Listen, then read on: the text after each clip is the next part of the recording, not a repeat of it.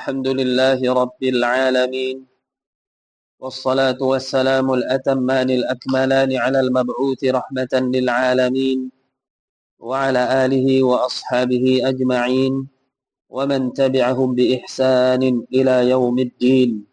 أما بعد. Kita lanjutkan pelajaran kita pada kitab Tauhid bab yang ke-8. Kama qala al-muallif bab ma jaa fi ar-ruqa wat tamaim. Bab yang membahas tentang jampi-jampi atau mantra. Ini adalah makna dari ruqa, jamak dari ruqyah. Wat tamaim, dan jimat-jimat. Tamaim jamak dari tamimah. Ruqa jamak dari ruqyah yang artinya jampi-jampi atau mantra-mantra, yaitu sebuah perbuatan lisan yang seolah-olah mengucapkan sesuatu namun tidak bisa dipahami. Contohnya seperti bim salabim, apalagi abrakadabra. Dia mengucapkan sesuatu namun tidak bisa dipahami. Kalau wong Jawa biasanya apa? Kul kutuk kadal. Nah, dia berbentuk suatu kalimat cuma nggak bisa dipahami apa maksudnya. Ya.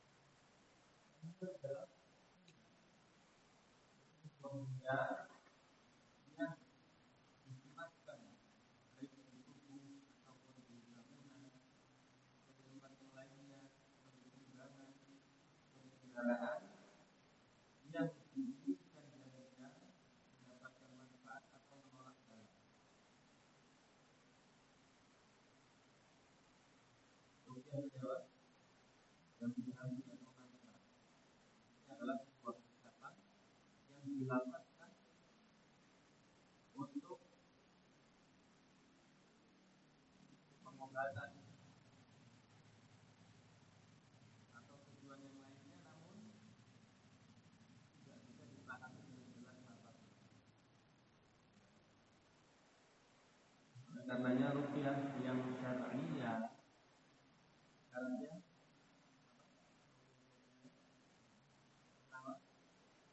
lafaznya bukan. Nah, kalau komandan ruqyah yang terlarang. Zahar enggak jelas.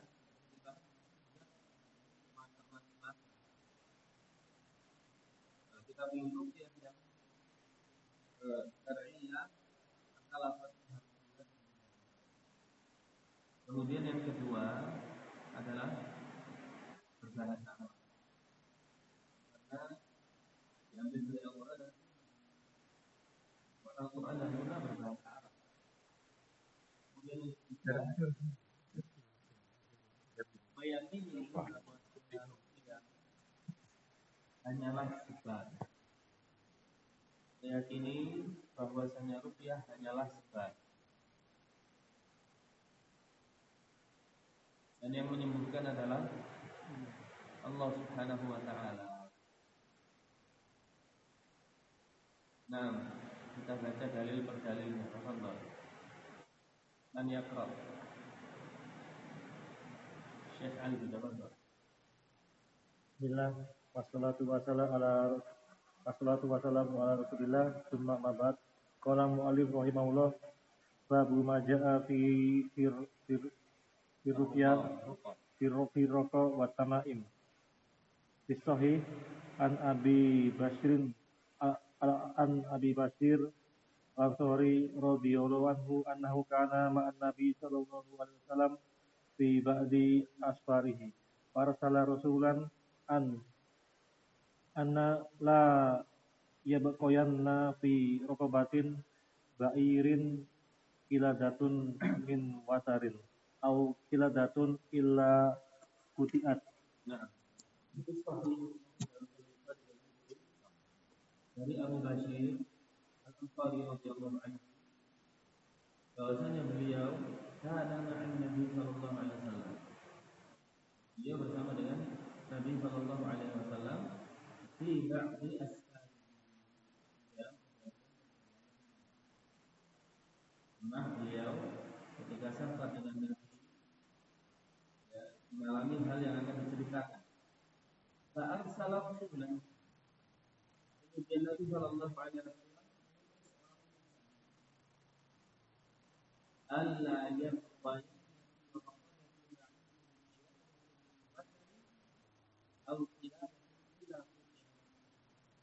supaya utusan tadi tidak Yabqayanna, tidak menyisakan sedikit pun fi raqabati ba'ir, di dalam atau pada leher unta, pada leher unta, maksudnya raqabah itu leher yang tempat kalung. pangkal leher itu bertemu dengan bahunya. Bila ada kalung, ya, ada benda yang dikalungkan, ini dibuat dari watar. Watar ini adalah dari bekas busur panah. Ya, busur panah yang biasa digunakan perang itu diambil busur panah, dibuat jimat, dikalungkan di hewan tunggangannya.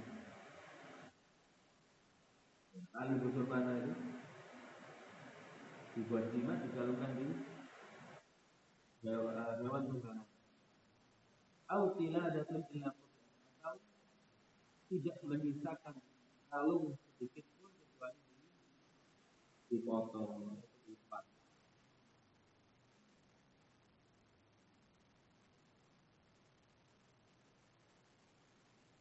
Nah, berikutnya. Wan Ibnu Mas'ud radhiyallahu anhu qala sami'tu Rasulullah sallallahu alaihi wasallam yaqulu inna ruqa wat tamaima wa tiwalata syirkun. Rawahu Ahmad wa Abu Dawud. Dari Ibnu Mas'ud radhiyallahu anhu, qala mengatakan sami'tu Rasulullah sallallahu alaihi wasallam, aku mendengar Rasul sallallahu alaihi wasallam, inna ruqa, sungguhnya ruqyah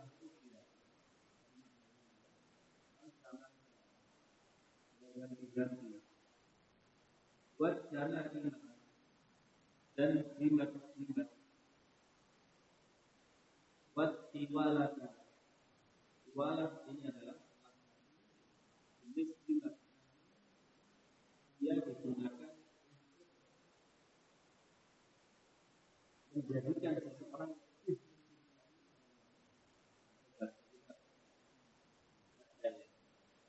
tiwalat. Syirkun, ini semua adalah syirik. Ini semuanya adalah syirik. Naam. Tamaim.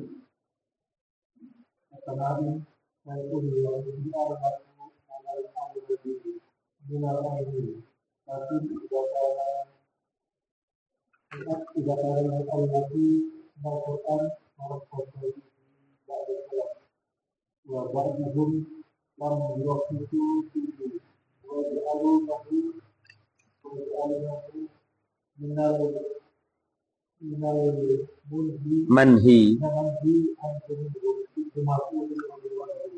Ya, at-tamaim ini khusus pada at-tamaim. Adapun ruqyah yang sifatnya jampi-jampi haram, syirik. Tiwalah jelas syirik. Adapun tamimah ini ada ikhtilaf. Jimat ini ada khilaf. Ya.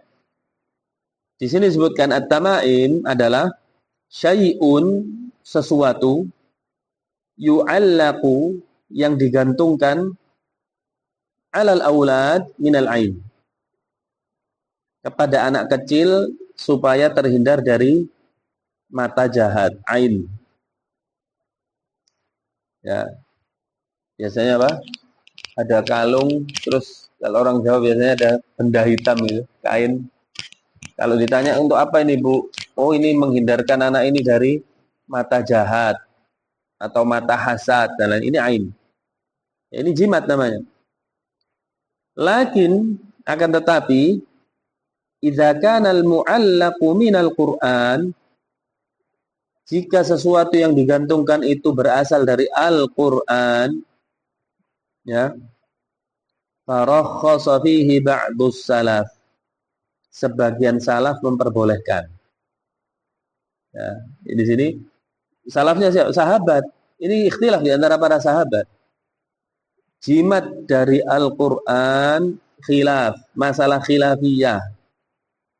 Adapun jimat selain Al-Qur'an mereka semuanya sepakat syirik. Ya. Di antaranya yang berpendapat demikian Ibunda Aisyah memperbolehkan jimat dari Al-Qur'an. Ya, antum kalau lihat orang bawa Quran kecil gitu biasa, disai ini, buat apa buat jimat? Gak bisa disalahkan juga. Gak bisa disalahkan juga. Ada riwayatnya. Ya, ini salah satu yang disebutkan di kitab kita ini. Wa ba'duhum lam yurakhis fihi. Dan sebagian mereka tidak meringankan. Jadi maksudnya tidak meringankan apa? Mengharamkan secara mutlak walaupun Al-Qur'an. Wa yaj'alunahu minal manhiyyi anhu. Dan mereka menjadikan jimat dari Al-Qur'an itu sesuatu yang dilarang. Minhum diantaranya yang para sahabat yang tetap melarang adalah Abdullah bin Mas'ud radhiyallahu anhu. Ya, perhatikan di sini, ikhwan. Jimat itu termasuk sesuatu yang diharapkan darinya keselamatan atau diharapkan darinya manfaat atau diharapkan darinya tolak bala. Boleh atau tidak meminta semuanya ini kepada makhluk? Tidak boleh. Al-Quran makhluk atau bukan? Itu alasannya. Jelas? Alasannya di situ. Sehingga sebagian salaf mengatakan boleh. Al-Quran bukan makhluk. Al-Quran itu kalamullah. Ya, bukan makhluk. Yang dilarang itu meminta kepada makhluk. Jelas ini? Nah, kalau tidak dijelaskan seperti ini kan nanti bingung gitu loh, kok memperbolehkan jimat gitu ya. Jelas ya. Namun Ibnu Mas'ud dan beberapa muridnya, ya, nanti di akhir riwayat ada riwayat Ibrahim An-Nakhai, itu muridnya Ibnu Mas'ud, mengatakan tetap tidak boleh. Alasannya kenapa? Pertama, dan ini alasan yang paling kuat. Alasan pertama, Nabi tidak pernah melakukan. Ya, Nabi tidak pernah melakukan. Alasan yang kedua,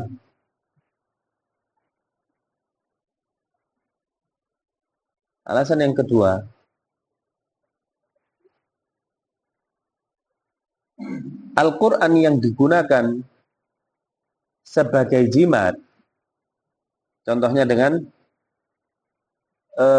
kalau ditaruh di kantong masih aman. Yang dipermasalahkan pada alasan kedua ini, yang ditempel di dinding, ada bacaan ayat kursi biasanya, tempel di dinding, atau diletakkan di kaca mobil, ya kan? Atau bahkan ayatnya dijadiin stiker diletakkan di kaca mobil, atau mushafnya sendiri diletakkan di dashboard atau yang lain sebagainya, di tempat-tempat yang berpotensi mushaf tersebut kena kotoran. Sehingga alasan kedua ini, apa tadi saya katakan? Apa tadi alasan kedua yang antum catat? Hah? Al-Quran digunakan sebagai jimat di tempat yang berpotensi terkena kotoran,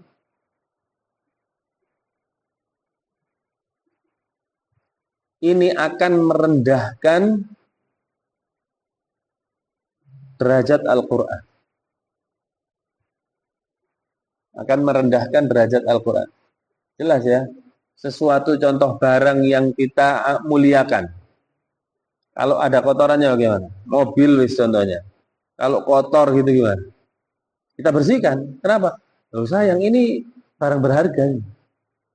Atau yang lain. Al-Quran nomor 1. Kalau bisa kita jaga jangan sampai kena kotoran.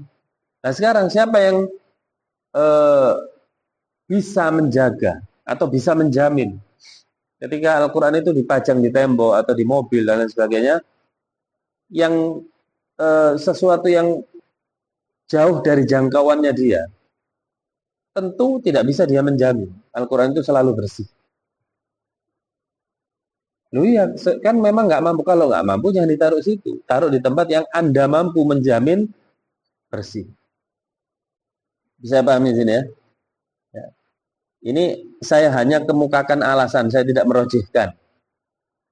Kalau antum tanya, lah antum gimana Ustaz? Anda pilih pendapat kedua. Anda pilih pendapat kedua. Walaupun sebagian ulama, ini khilaf di antara para sahabat, kita nggak bisa menyalahkan juga. Kalau kita prinsipnya khilaf, bagaimana prinsipnya khilaf? Kalau kita terapkan pada diri kita pribadi, kita cari pendapat yang lebih kuat. Tapi jika itu terjadi pada orang lain dan dia memilih pendapat yang berbeda dengan kita, selama ranah khilafiyah, lapang dada. Ya, lapang dada. Alasan ketiga,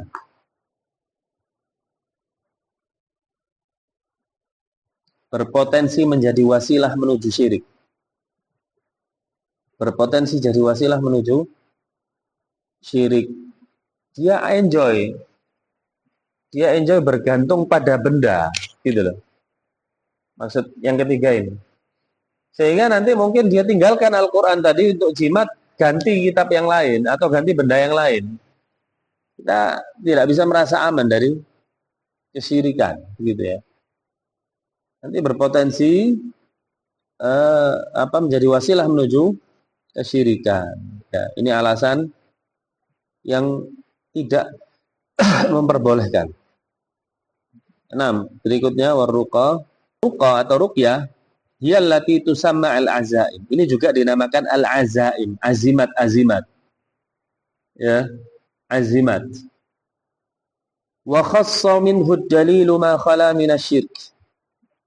Dan ada dalil khusus yang memperbolehkan ruqyah atau azimat selama dia bebas dari syirik.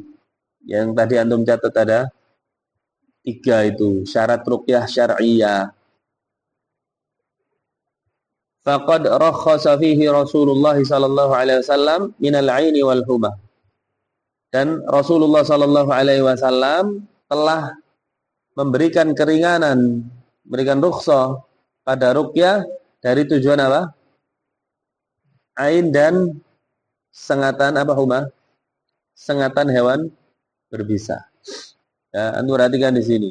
Ini bantahan terhadap orang-orang yang menjadikan ruqyah sebagai manhaj dakwah. Menjadikan ruqyah sebagai bendera besar Islam. Ini nggak benar gitu loh. Ya. Dan perkataan ini bukan berarti meniadakan ruqyah, enggak. Ruqyah tetap ada, tetap diizinkan oleh Rasulullah. Tetapi pada tempatnya, itu perhatikan. Bahkan Syekh Saleh bin Abdul Aziz rahimahullah yang baru meninggal, yang digantikan Syekh Shalih Fauzan posisinya mufti am. Masih ingat barusan meninggal, orangnya buta. Di kitabnya beliau mensyarah kitab Tauhid. Beliau mengatakan nggak boleh ruqyah sama sekali kecuali karena ain dan sengatan. Mana riwayatnya? Riwayat yang sudah kita baca dari Sa'id bin Jubair. Sudah? Kalau Syekh Shalih Fauzan mengatakan boleh, ya, boleh hanya saja yang paling mandi, yang paling mujarab itu pada ain dan sengatan hewan berbisa. Penyakit yang lainnya boleh. Wallahu alam ini yang lebih tepat. Karena ada contoh-contoh dari Rasulullah, ya, meruqyah demikian. Tapi bukan berarti dijadikan sebagai panji besar Islam, tidak. Ya, antum lihat orang-orang yang menjadikan ruqyah sebagai panji besar Islam, pasiennya siapa? Orang yang suka klinik-klinik itu. Orang yang suka datang ke dukun, dia nyaman dengan jampi-jampi. Akhirnya apa setelahnya? Malas belajar Islam. Dia pengennya hanya di suwuk terus. Kan gitu. Pengennya hanya di suwuk terus. Nah, ini penting ikhwan, ini penting. Pembahasan ruqyah dibolehkan, terkadang ikhwan itu persepsinya apa? Oh, kalau gitu benar Ustadz Fulan menjadikan ruqyah sebagai ujung metode dakwah. Nggak pernah ada dalilnya dari para salaf. Kalau ada, Rasulullah tentu mengutus Mu'ad bin Jabal apa? Wahai Mu'ad, engkau mendatangi kaum ahli kitab, nanti ruqyah dulu mereka semua. Nggak gitu kan? Nggak ada. Ya. Tapi ruqyah ini bagian dari Islam. Ruqyah syar'iyah bagian dari Islam. Ya. Nah, berikutnya.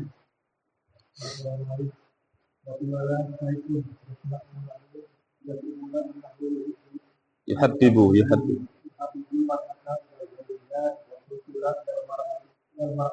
Ila mra'atihi. Dan tiwalah itu adalah syai'un yasna'unahu, sesuatu yang mereka buat atau benda yang mereka buat, yaz'umun, mereka klaim, ya, mereka yakini annahu yuhabbibul mar'ata ila zaujiha, yang bisa menjadikan seorang wanita lebih mencintai suaminya. Ya, pelet. Warrajulu ila imra'atihi, atau sebaliknya. Ya, suami bisa lebih mencintai istrinya. Ya, pelet.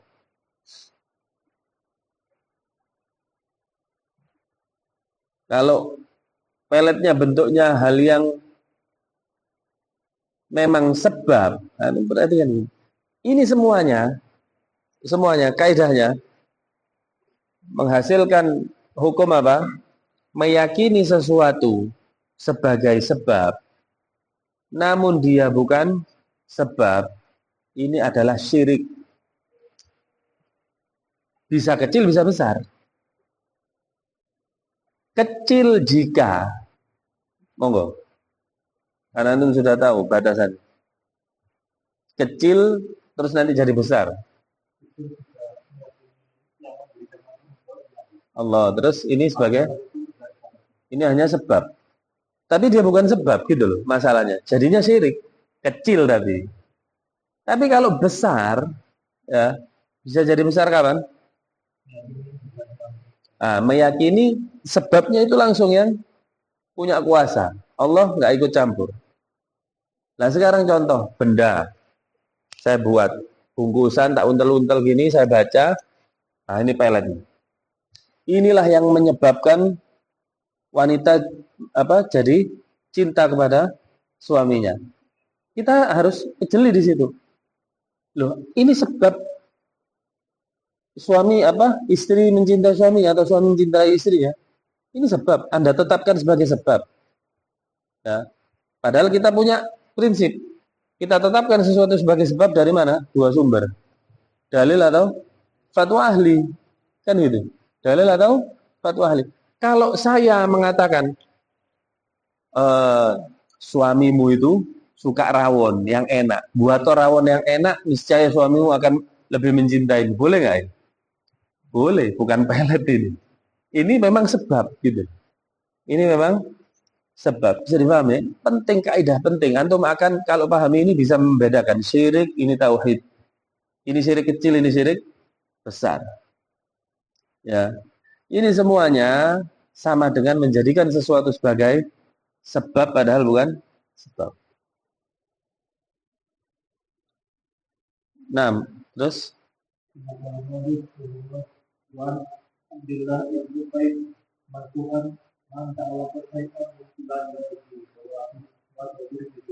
dari Abdullah bin Ukaim secara marfu maksudnya ini adalah sabda Nabi.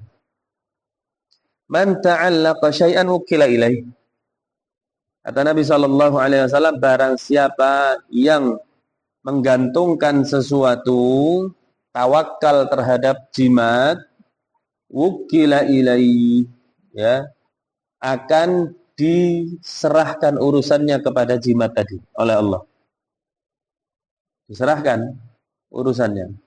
Ya. Maka orang yang ingin kuat tapi pakai jimat nggak akan kuat. Karena yang punya kekuatan Allah, Allah lepaskan dia. Silahkan minta kuat pada jimatmu itu. Orang yang minta kaya nggak akan kaya. Minta sehat nggak akan sehat karena semuanya itu milik Allah dan Allah lepaskan.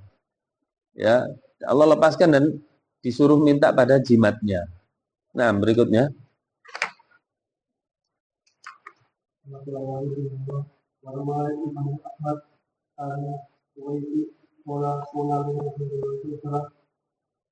Ya wajib la'alman hayata seperti dulu tidak wah akhirnya karena man udah hayatnya atau takul laga masalah harus sampai wasalnya diri dan badan atau azmir atau Muhammad alaihi. Ya. Dan diriwayatkan dari Imam Ahmad dari Ruwaifi' mengatakan qala li Rasulullah. Rasulullah mengatakan kepadaku sallallahu alaihi wasallam, ya Ruwaifi', wahai Ruwaifi', la'alla al-hayata satatulu bika. Ya, semoga hidupmu itu dipanjangkan oleh Allah. Semoga umurmu panjang. Fa akhbirin nas, maka kalau umurmu panjang, sampaikanlah kepada manusia. Man anna man aqada lihiyatahu, barang siapa yang memilin jenggotnya dikepang, jenggotnya dikepang. Ya, kayak musisi-musisi itu dikepang jenggotnya. Au taqallada wataran, atau dia mengalungkan watar-watar tadi, yaitu dari busur panah tadi yang dikalungkan ke hewan, ya. Apakah kemudian hukumnya pada hewan saja? Tidak, ini kebiasaan mereka. Ini disebutkan oleh Rasulullah. Hukumnya bagaimana? Ya semua, pokoknya dikalungkan ke hewan kah, atau ke manusia kah, atau ke barang kah, sama.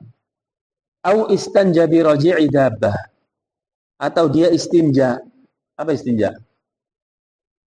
Menghilangkan najis dari tubuh, menghilangkan najis dari tubuh. Orang habis buang air kecil, istinja. Yaitu istinja adalah menghilangkan najis dari tubuh dengan air. Namun jika disebutkan di sini selain dengan air, maka maknanya adalah istijmar. Istijmar itu sama dengan istinja, hanya saja medianya bukan air. Ya, tapi apa? Batu atau tisu atau segala sesuatu yang bisa menyerap najis, yang sifatnya bisa menghilangkan. Boleh nggak istijmar dengan cermin? Dia nggak menghilangkan sifatnya, malah menyebar nanti, ya, malah menyebar. Ini nggak benar, ya. Tisu, batu, daun yang bisa menyerap atau menghilangkan ini boleh. Nah di sini Rasulullah mengatakan atau orang yang beristinja dengan roji'i dabbah. Apa roji'i dabbah? Kotoran hewan. Ya, bayangkan ini sempurnanya Islam, detail ya. Kotoran najis tidak boleh disucikan dengan najis pula. Kotoran tidak bisa disucikan dengan kotoran, walaupun kotorannya kering, karena mereka pada saat itu menganggap kotoran kering maka teksturnya seperti batu, digunakan untuk istijmar itu tadi. Tidak boleh oleh Islam, karena kotoran tidak boleh menghilangkan kotoran. Ya, luar biasa Islam di sini. Aw'azam, atau tidak boleh juga dengan tulang. Kenapa? Ahsan, makanannya jin. Islam memperhatikan makhluk di dimensi lain. Gak ada agama sesempurna Islam. Ya, fa inna Muhammadan bari'um min. Karena sesungguhnya Muhammad berlepas diri darinya. Ada riwayat lain juga apa? Satu lagi yang dilarang untuk istijmar, makanan. Makanan nggak boleh digunakan untuk membersihkan kotoran. Ya. Barangkali istijmar lihat ada donat diambil. Nggak boleh. Walaupun basi donatnya. Masih bisa diberikan kepada hewan. Nah, wasil.